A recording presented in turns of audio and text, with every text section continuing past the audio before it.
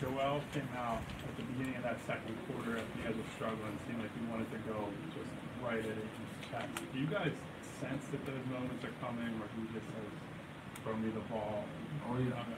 Oh yeah. You know, you probably feel and see what I do, you know, just except I get a closer view. You see it and you feel it, and there are times that he's right. Like you want to go, you know, try to get him the ball as much as you can.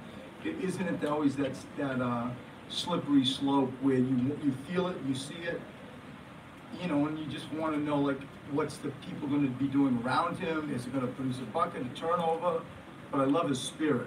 I really thought his spirit was great tonight, and when he started, you know, having that body language like you're talking about, you try to get him the ball. Right, that's a little bit closer than you expected. Are you disappointed by it? It's hard winning in the NBA. It's hard winning in the NBA. And I thought that we were flat. I think that that was my motivation to go with TJ. And whatever reason, you know, at times that happens. We're 9-0 at home. But I thought the first half was flat. And, you know, I thought we came out of halftime doing decent things. And then they're talented and young. You know, they don't know what they don't know. And they just play, and Book is good. But I thought by and large the first half was flat. We needed an injection. I came in with TJ, shuffled the lineup around a little bit, and glad to get out of there with a win. So you came in with TJ. Are you going to keep TJ at the back? I don't know. I don't know. I mean, what's going to be the determining factor? Just when I think it through deeper and look at tape and see who we're playing, the next opponent, all those things that I should do.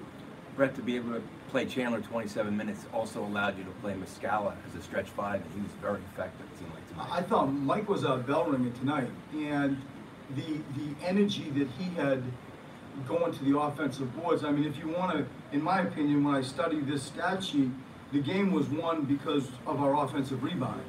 You know, we turned the ball over, but we recouped some of those possessions because we got second chance points. I think we had 21 second chance points. And Mike was instrumental at making efforts, going to the board. A few times he got fouled, a few times he got them. You know, was able to, like you say, stretch the floor and make a three. But yes, I decided to go with Mike instead of Amir in the second half, and I thought that he did a good job. So Joel led the team in minutes played tonight. Yeah. How big a challenge is it to keep his load under control, but also keep his hand loose? The whole thing is a challenge. You know, what we've experienced is we traded 2 starters for a really good player, an all-star, and there's some reshuffling going around right now. You know, from a minute rotation perspective, it's still, you know, trying to distribute some minutes, and luckily Wilson came back and we were able to get more from him. But you do feel that at times the minutes and the bodies and so on are challenging, trying to restrict it and still win games. But there's a different. I'm sorry? All of Ben Simmons' attempts tonight came at the rim, and it seems like the second game going, he had a really aggressive disposition in getting into the high looking for his own shot. What are you seeing from him over the last couple of games? I mean, I think you said it well. I see a mentality when he's around the basket that is certainly improving. I thought tonight there was a real focus on getting deep catches, you know, holding seals a little bit longer, being kind of fearless of getting a 3-second count. And once he got the ball, I thought there was a physicality that was impressive tonight. Is there something in TJ and Markel's relationship that has allowed them to kind of coexist, given some of the juggling you've had to do, some of the things you've done in terms of playing time, and what TJ's done here, what you're hoping Markel can do? What is it about the two of them that allows them to kind of not make this an issue? No, it's a fair question, Mike, and the simplest answer is they are friends. They're legitimately friends.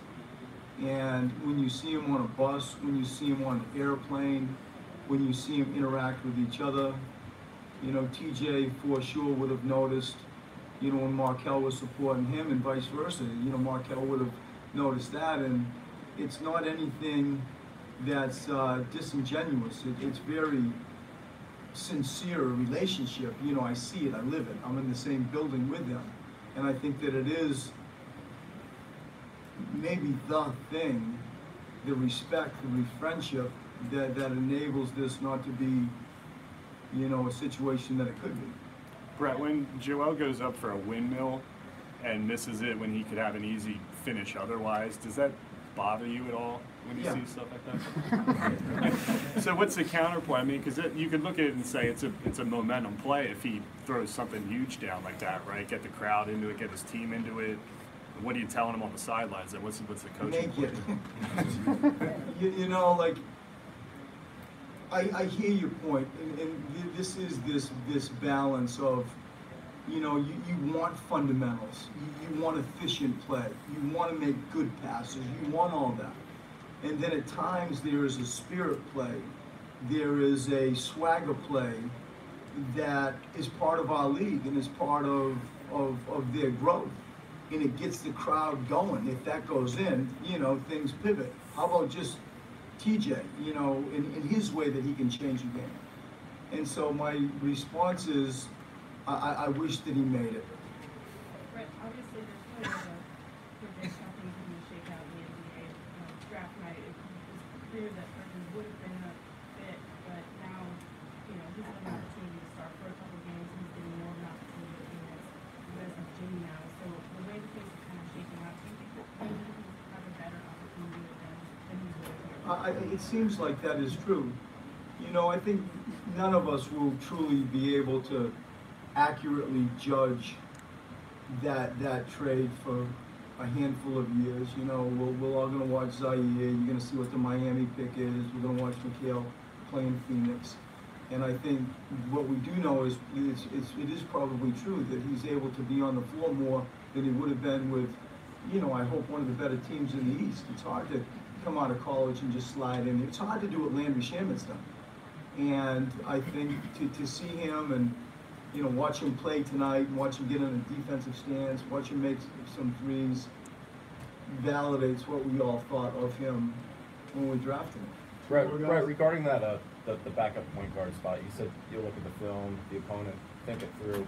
How much of a variable is Markel's development and, you know, kind of working him in there, and how big of a piece of the equation is that? It is a piece of it. You know, how big of a piece, I don't know. I hear your question. You know, the responsibility to grow him, the responsibility to coach your team to win. It's all on the table, and it's part of, you know, what I weigh up, and we'll make a decision on what that looks like, but it certainly is a part of it. Talk before about just the reshuffling that's going on. How impatient you get to see the finished product, and what are kind of the mileposts that they're looking for as far as the product? Of Markel? No, I'm sorry. Of the group? I hope I don't say this for many more games, but I bet I do. I do not feel equipped the way that I want to feel equipped to coach the game, the way I want to coach it at this stage.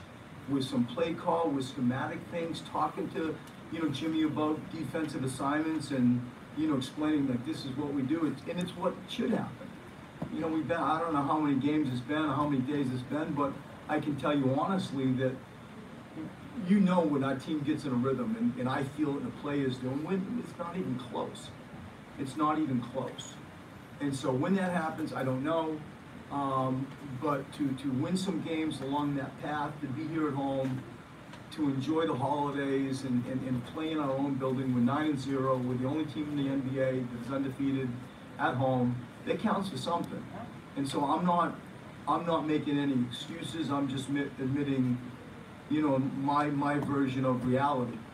And we're going to keep doing what we're doing and move along and find a way to coach the team and play the group and sub the group, etc. But right now, you know, we're a ways away. Thanks, Brett. Thanks, everybody. You, Ben, Joel, Jimmy, and Muscala.